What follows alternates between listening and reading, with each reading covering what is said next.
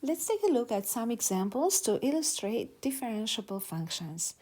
Remember that a function is differentiable at a point if the derivative at a point exists, which graphically speaking means that only one tangent can be drawn at that point. Algebraically, it means that the tangent drawn must have a slope of measurable value. Similarly, we're going to say that a function is differentiable on an interval if it is differentiable at every number in the interval. Let's start off with the first example. Here we have the function gt equals t over t plus 1. That's a rational function. And we have to discover at what points this function is non-differentiable and explain why. Now, to discuss differentiability, we need to find the derivative of a function, and obviously, we are using the first principles formula here because we do not know specific formula, we haven't learned one yet, for the derivative of rational functions. So that means that we're finding the limit as h approaches 0 of g at t plus h minus g of t divided by h. That will give us the derivative at any point t. So substitute or bring g of t in the equation of the derivative, which means that I'm going to draw a long fraction here. Instead of t, now we have to write t plus h, which means this t here will become a t plus h, and this t is t plus h. So the function g of t plus h would be t plus h over t plus h, and then obviously we have plus 1 there as well. And then minus gt. Gt is t over t plus 1, and then divided by h. So next we'll try to simplify this expression as much as we can. And for this, we are going to simplify the two fractions or subtract the two fractions or rational expressions. We have the limit as h approaches 0. We have long fraction. As you can see here, the denominators are different. So what we're going to do next is make the denominators the same. So for this, we'll have to multiply by t plus 1, both numerator and denominator in the first rational expression. And we'll multiply by t plus h plus 1, both numerator and denominator in the second rational expression. So let's see what this is going to look like. So we're going to bring both rational terms or rational expressions under the same denominator. Remember that the denominator should be in factored form, so do not expand. T plus 1. And the numerator in simplified form will be t squared plus t squared plus t. And then we have ht plus h. So plus ht plus h. Next, we have minus t, multiplying every term inside the brackets. Attach the negative sign to the numerator. It makes it easier to simplify. So that would be negative t squared. So minus t squared. And then minus t times h minus th. And then minus t times 1 is minus t. Denominator h. Now let's see what we can simplify here. This is the fun step. So you see that t squared and negative t squared will add to 0. Negative t and positive t also add to 0. And notice that here we have ht and negative th, like terms, they add to 0 as well.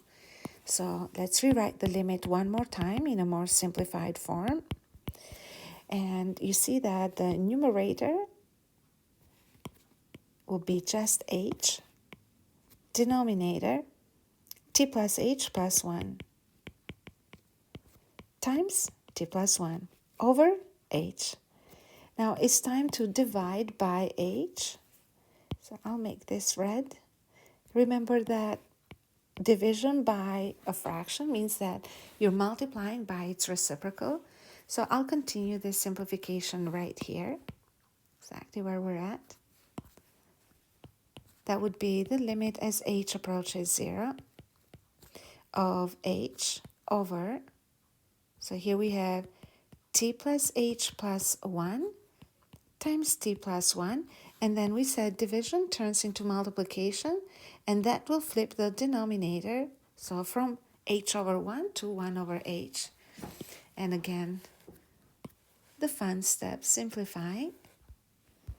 So we'll say that g prime t equals the limit as h approaches 0, we're almost there, of 1 over t plus h plus 1 times t plus 1. We have simplified the expression inside the limit completely, which means that we are ready to substitute h by 0. So we have 1 over t plus 0 plus 1 is t plus 1. And then times t plus 1. So therefore, we're going to say that g prime t would equal 1 over t plus 1 squared.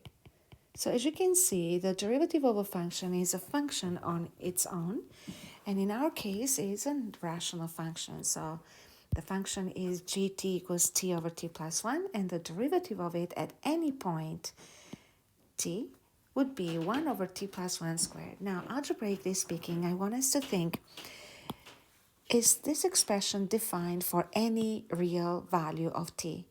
As you can see here, we have restrictions in the denominator. So t plus 1 has to be different than 0, which means that t must be different than negative 1. So what that means is that g prime is undefined at t equals negative 1, because substituting negative 1 into the derivative equation will make this expression or this equation undefined. We'll give it an undefined value. So therefore, we're going to say that this function is non-differentiable, or we cannot find the value of the derivative at t equals negative 1. So graphically speaking, what does this look like? So what I did in here was draw the graph of the function gt. So the function gt will have the vertical asymptote at t equals negative 1. As you can see here, we have t plus 1 different than 0, which means t is different than negative 1, which means that there is a vertical asymptote at t equals negative 1. And as you can see again, a horizontal asymptote will happen at y equals 1. That's because numerator and denominator are of the same degree, which makes the horizontal asymptote y equals 1. So the horizontal asymptote y equals 1.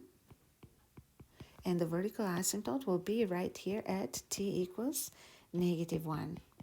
So we are going to say that in this particular function at t equals negative 1, where I unable to draw the tangent line because the function is undefined, so there is no point where a straight line can touch the graph tangibly.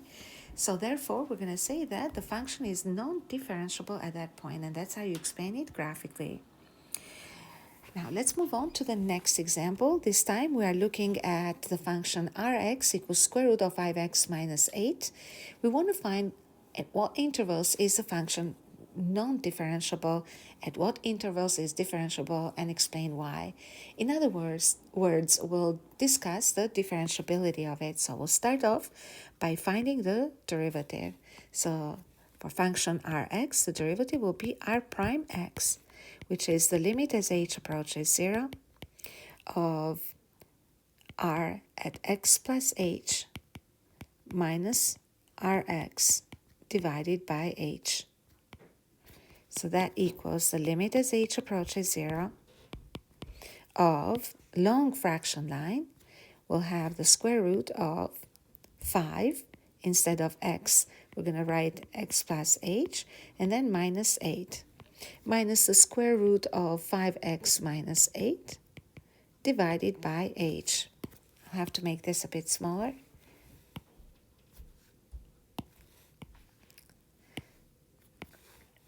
Okay, let's zoom in. And there we go. We have now the limit as h approaches 0. We'll write this in a slightly more simplified form. And big fraction, square root. So here we go. We have 5x plus 5h minus 8 minus square root of 5x minus 8 divided by h.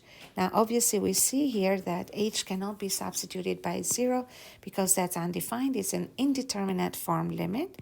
So we go the limit as h approaches 0. And in order to eliminate h, we need to get an h as a factor in the numerator. Because h is hiding inside the square roots, to get it out, we need to remove the square roots. And we have learned this before. We have to do this by performing a conjugation on the numerator. So we are multiplying by the conjugate of the numerator, which is 5x plus 5h minus 8. So remember, this would be the exact same thing. Instead of minus, we'll have a plus, the square root of 5x minus 8. And then we are going to multiply the numerator by the exact same binomial. So divide by 5x plus 5h minus 8 inside square roots plus 5x minus 8. Now, let's simplify. So we have 5x plus 5h minus 8 minus 5x minus 8 divided by h, and then multiplied by the conjugate.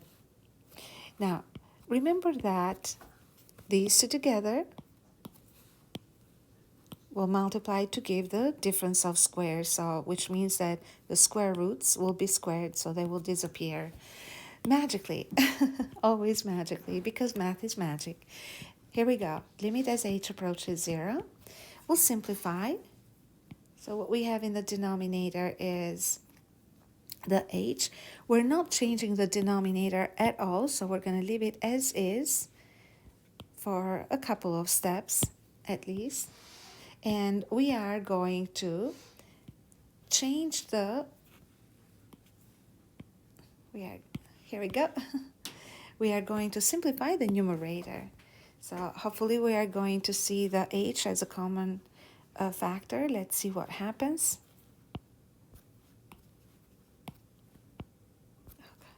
Here we go. We have 5x plus 5h minus 8 minus 5x and then plus 8. So let's see. We get 5x and minus 5x, negative 8, positive 8. So notice that we ended up with h as a common factor here. So h and h will simplify. So I'm going to show this in one more step in case you don't see it very clearly here. So the limit as h approaches 0 of 5h divided by that entire denominator. So we can now chop. So that would be the limit as h approaches 0 of big fraction. Let's paste this one more time here. And in the numerator, we're going to have just number 5. So now we're ready to substitute h by 0. So that will make 5 over. And here we go. We have the square root of 5x minus 8. Remember, h0 will make this term 0. And then plus the square root of 5x minus 8. So we're going to say that the derivative of function r would be 5 over, notice how here we have two same square roots. So we will combine them, they're like terms, 2 root 5x minus 8. Now I want us to think, algebraically speaking, where is this function, which represents, by the way, the derivative of function r, where is it undefined? So as you can see, this is a rational function, and it will be most probably undefined at the restrictions, if there is any. So we're going to say that the restrictions here are that 5x minus 8 cannot be 0, obviously, because that cannot be 0, but also We want 5x minus 8 to be positive. So if 5x minus 8 is negative, the square root doesn't exist. So what that means is that 5x has to be bigger than 8 or x bigger than 8 over 5. Remember, bigger than but not equal to 0 because we don't want the denominator 0. So we'll say that the value of Rx, R prime x, exists if x is bigger than 8 over 5. So I'll write this down. R prime x exists, or it has the domain for x values bigger than 8 over 5. So we're going to say the derivative exists in this domain. So we're going to say that the function Rx is differentiable, or will have the derivative evaluatable for x values bigger than 8 over 5. So the question was asking to find the intervals where the function is differentiable, and that's how we determine this algebraically.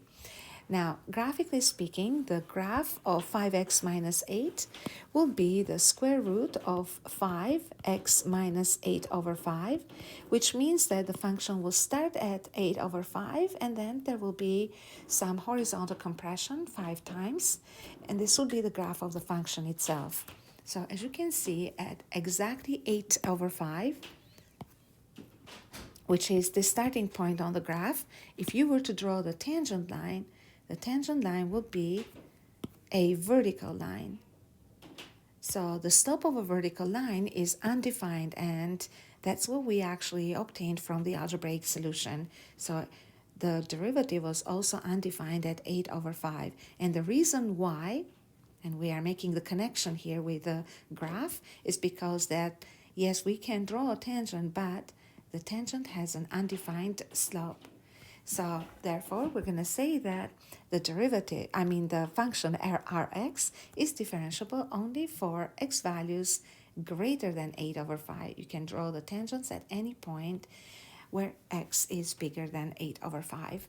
I hope this made sense, and I hope that this helped you better understand how differentiability works, and most importantly, the connection between algebraic and graphical explanation of the differentiability of a function.